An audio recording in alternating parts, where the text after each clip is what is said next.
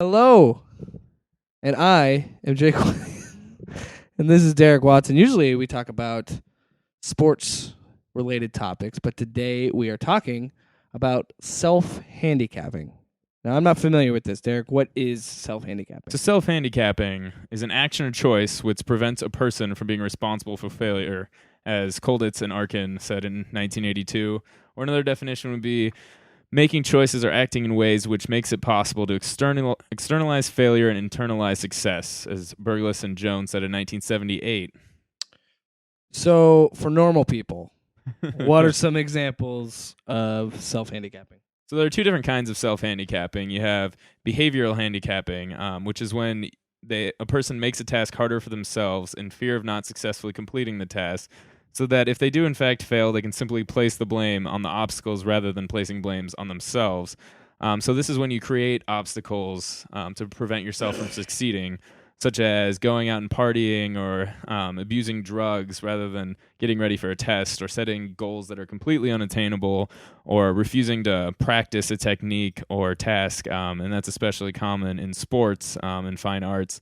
And there's also claimed self-handicapping, which is rather than coming up with obstacles, you come up with justifications for potential failures, saying like, "Oh, I have high anxiety, or I'm really anxious about this," or declaring some sort of physical or psychological problem, like I'm really tired, I'm really stressed, and so you're creating these excuses or these obstacles so that when you do fail, or if you do fail, you have something to blame it on, even though ironically if you weren't making those excuses, you would have more time to get ready and you probably wouldn't fail. So someone who goes out and drinks the night before a test can blame not doing well on being hungover, and if they do really well on the test, they're like, hey, I'm so smart I can even pass drunk.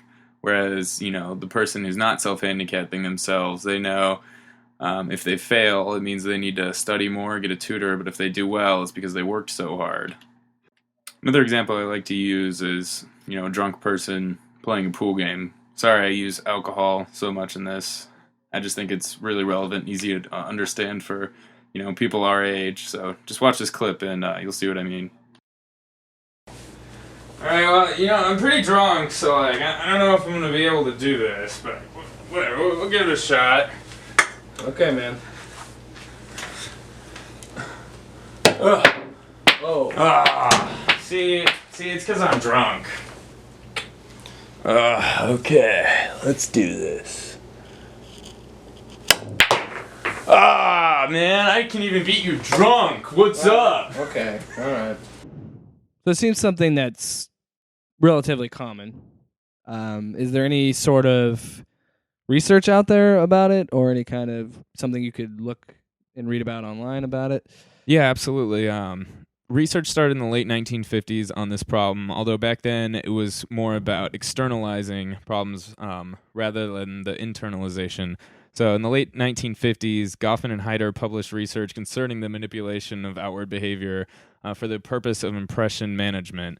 It wasn't until 30 years later that the self-handicapping behavior that we know now was attributed to internal factors. A lot of research was done by Jones and Burgess.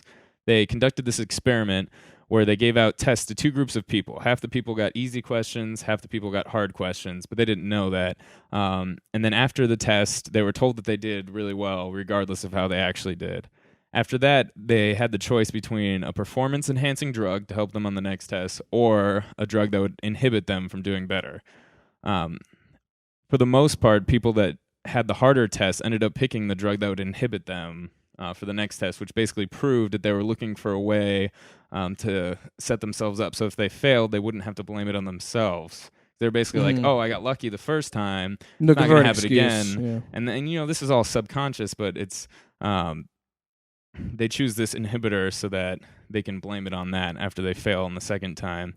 There was also a more recent set of experiments by Sean McRae of the University of Konstanz in Germany, where participants were asked to take several intelligence tests under a variety of conditions. The research showed that people who were encouraged to make excuses for their poor performance, blaming poor performance on loud noises, for example, maintained high self-esteem, but were also less motivated to improve.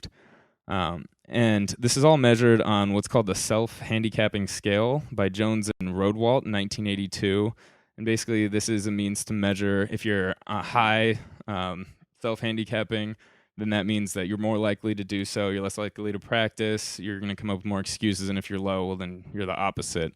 It has adequate construct validity, and it's been proven many times. Okay. I just hearing you talk about it, I sound like someone that does this quite a bit. So, is there any way to practice myself into avoiding it, or is there some kind of method to help someone with those problems? Yeah, and it's definitely a really common problem that people have. Procrastination is a huge example of self-handicapping. And I chose to talk about this topic because that's something that, I definitely see myself doing often. There have been times where I've gone out a night before I probably shouldn't have. And I can totally see this being relevant in my life. Susan David of the Harvard Business Review actually has a really good article about 4 steps that you can take to avoid self-handicapping. First step is watch for the warning signs. Drawing out your efforts, generating lists of excuses, or distracting yourselves with music or drinking or anything are signs that you're engaging in self-handicapping. So basically, you just need to just pay attention for the warning signs of, you have stuff to do, but if you find yourself distracting yourselves in other ways, it's a good sign that you're self-handicapping yourself. Another great point she brings up for the second step: use what ifs and if onlys to help you generate goals instead of excuses. Research has shown that people who engage in self-handicapping, it's actually really easy for them to flip what they're doing to motivate themselves. So what she says is, when you ponder what could have gone better or recognize obstacles in your way, you generate valuable information. Identify factors within your control and see what you can do about it. So someone who's worried about an interview and says, I'm not great at interviews, instead can use that to research the right skills and teach themselves how to interview better so that they're more confident once they get there. So it's mostly about being conscious of what you're doing. The next step is recognize and manage your negative emotions, which is something that is very healthy for you to do anyways. If you use if-onlys to motivate rather than excuse yourselves, you'll be more likely to experience negative emotions such as disappointment or self-directed anger, which are obviously things that you want to try to avoid. So if you just try to be conscious of your emotions as well, and try to spin things in a more positive light, it'll help you avoid self-handicapping. And the 4th step she has is go for mastery. So rather than just having an avoidance goal, which is very unhealthy, versus an approach goal. An avoidance goal is when you say, going to a test, like, I'm going to go into this not to fail, rather than I'm going to go into this to pass. So that kind of goes into like go for mastery rather than just trying to do something well enough. Try to do something the best you possibly can, and that's a great way. More positive reinforcement. Yeah, absolutely. More things like that.